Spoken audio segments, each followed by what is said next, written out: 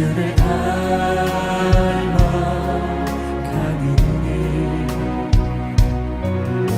고된 사랑을 가르치신 나의 예수님을 사랑하느니 날 부르심에 감사 날 놓지 않으신 감사 하늘 보자 버리고 날 사랑하심에 감사 나의 모든 삶을 남은 모든 인생을 예수님과 함께 걷겠습니다. 날 할렐루야. 오늘도 말씀과 기도로 하루를 여는 여러분을 사랑하고 축복합니다. 사람은 선택하는 인생을 살아갑니다. 어떤 철학자는 인생은 태어남과 죽음 사이의 선택이라고도 말하였죠. 살아가면서 수많은 순간이 선택이고 그 선택으로 인해 잘했다 또는 잘못했다 라는 평가를 내리기도 합니다. 그런데 하나님을 믿는 자들에게는 또 다른 고백 하나가 있습니다. 시간이 지나 뒤돌아보니 놀랍게도 하나님은 잘한 선택만이 아니라 잘못된 선택까지도 사용하셔서 지금의 나를 만드셨다는 고백입니다. 그때 그 사람은 이런 고백을 하죠. 하나님은 제 인생에서 좋은 부분만 쓰신 것이 아니라 부끄러운 모습까지 포함해서 나를 이끌어 오셨다라는 고백 말입니다. 오늘 본문은 이런 내용을 다룹니다. 하나님은 복된 이야기만 사용하시는 것이 아니라 저주의 흔적까지 포함해서 자신의 뜻을 이루시는 분이심을 보여줍니다. 함께 묵상 하나님 말씀은 창세기 10장 1절로 32절까지입니다. 말씀 듣고 묵상 나눔하겠습니다. 노아의 아들 셈과 함과 야벳의 족보는 이러하니라. 홍수 후에 그들이 아들들을 낳았으니 야벳의 아들은 고멜과 마곡과 마대와 야완과 두발과 메섹과 디라스요. 고멜의 아들은 아스크나스와 리밧과 도갈마요.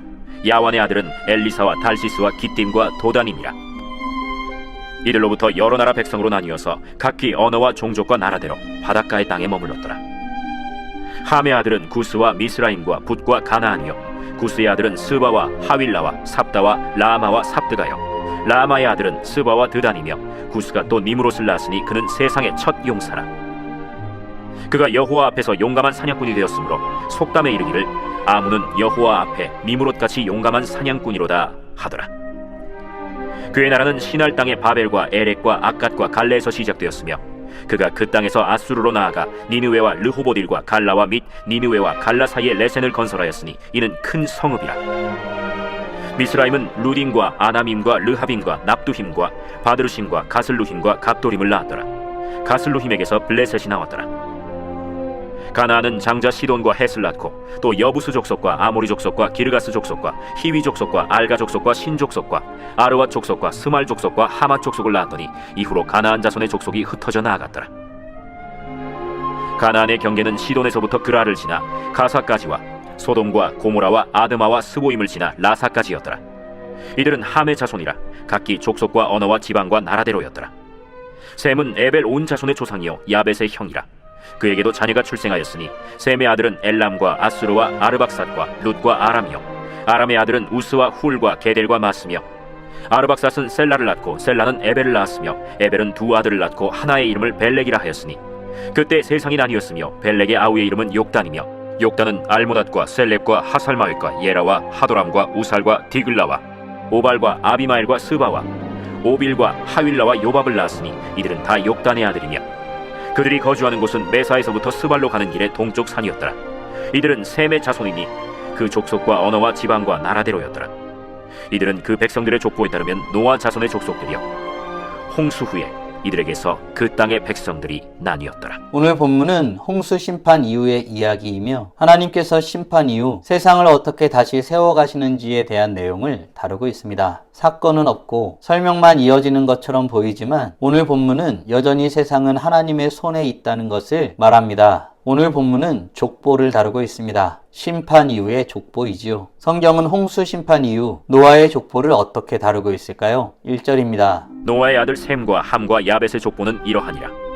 홍수 후에 그들이 아들들을 낳았으니 노아의 족보에 대해서 다룹니다. 노아의 아들들에 대해 다루죠. 이미 노아의 아들 세 사람은 9장에서 평가받은 자식들이었습니다. 셈은 복의 계보로 언급되었고 야벳 역시 확장의 복을 받았습니다. 그러나 함은 아버지의 숫지를 드러낸 사건으로 인해 저주의 흐름에 놓이게 됩니다. 그런데 이 기록에 중요한 사실 하나가 있습니다. 하나님은 이 세 사람 중 어느 누구도 역사에서 지우지 않았다는 사실입니다. 하나님은 복을 받은 자도 저주의 결과를 짊어진 자도 모두 역사 속에 그대로 두시는 분이십니다. 왜입니까? 하나님은 인간의 상태보다 자신의 뜻에 더 신실한 분이시기 때문입니다. 하나님은 복과 저주를 받은 모든 이들을 인정합니다. 그 안에서 하나님은 자신의 뜻을 이루어 가실 뿐입니다. 이것은 죄를 가볍게 여긴다는 말은 아닙니다. 오히려 반대이죠. 죄의 결과는 분명하지만 그 결과조차 하나님의 주권 밖으로 벗어나지 않는다는 것을 말하는 것입니다. 사랑하는 성도 여러분, 혹시 나는 하나님이 사용하실 수 없는 인생도 있다고 생각하고 있진 않나요? 성경은 아무리 훌륭한 신앙을 가진 사람이라도 그들의 부족함에 대해 적어 놓았습니다. 부족하고 연약한 인생 가운데 하나님은 자신의 뜻을 이루시고 그 모습들 하나하나를 기록해두게 하신 것입니다. 바라기는 여호와 하나님은 이 땅의 모든 인생을 통해 역사하시며 자신의 뜻을 이루어 가심을 믿고 주님을 바라보고서는 복된 하나님의 자녀들 되길 간절히 소원합니다. 노아의 족보, 즉 노아의 아들들의 족보를 열거하면서 그들이 어디에 어떻게 살게 되었는지를 말씀하십니다. 어떻게 말씀하고 있을까요? 5절입니다. 이들로부터 여러 나라 백성으로 나뉘어서 각기 언어와 종족과 나라대로 바닷가의 땅에 머물렀더라. 노아의 아들들 셈과 함과 야베덱에서 나온 민족들은 흩어집니다. 그러나 이 흩어짐은 혼란이 아니었죠. 성경은 각기 언어대로, 각기 종족대로, 각기 나라대로라고 반복하여 설명하고 있습니다. 하나님은 흩으실 때에도 질서를 남기십니다. 이 질서는 훗날 바벨탑 사건으로도 연결되죠. 사람은 하나로 뭉치려 하지만 그 하나됨은 하나님 없는 하나됨이었습니다. 그래서 하나님은 언어를 흩으시되 세상을 포기하지 않으셨죠. 흩어짐은 심판이지만 동시에 보호하심과도 같은 것입니다. 사랑하는 성도 여러분, 하나님은 징계도 하시지만 보호하심으로 섭리를 이루시는 분이심을 믿으시나요? 사람들이 인정하든 인정하지 않든 하나님은 세상을 이끌어 가십니다. 바라기는 세상의 모든 것을 이끄시며 섭리하시는 하나님을 신뢰함으로 주님 앞에서는 복된 하나님의 자녀들 되길 간절히 소원합니다. 하나님은 이런 역사하심을 어떤 뜻 가운데 묶어내실까요? 32절입니다. 이들은 그 백성들의 족보에 따르면 노아 자손의 족속들이요 홍수 후에 이들에게서 그 땅의 백성들이 나뉘었더라. 오늘 본문은 다시 족보로 끝이 납니다. 처음과 끝을 같은 구조로 두어 하나님의 뜻을 전달하는 것이죠.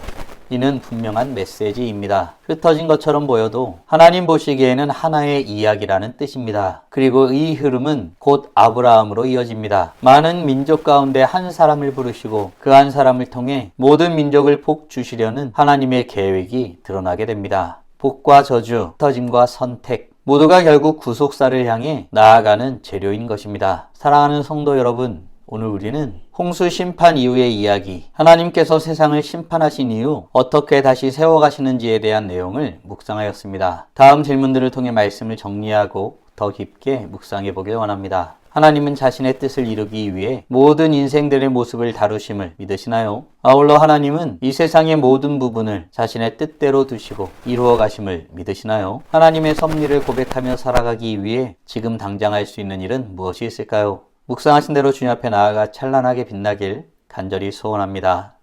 다 함께 기도하겠습니다.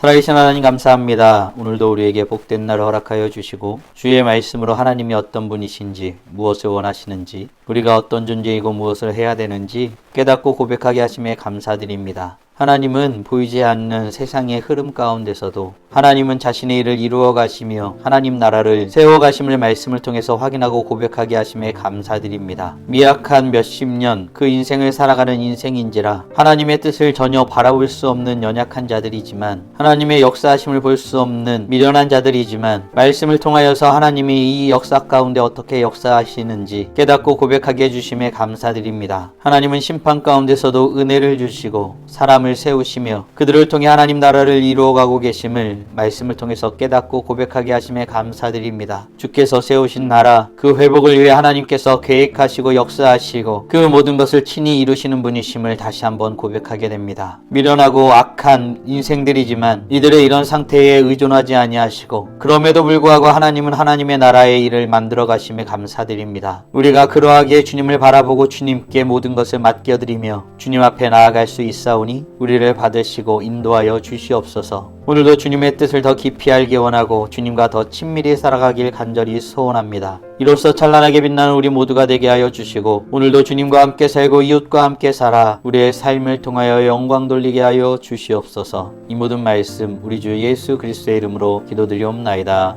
아멘.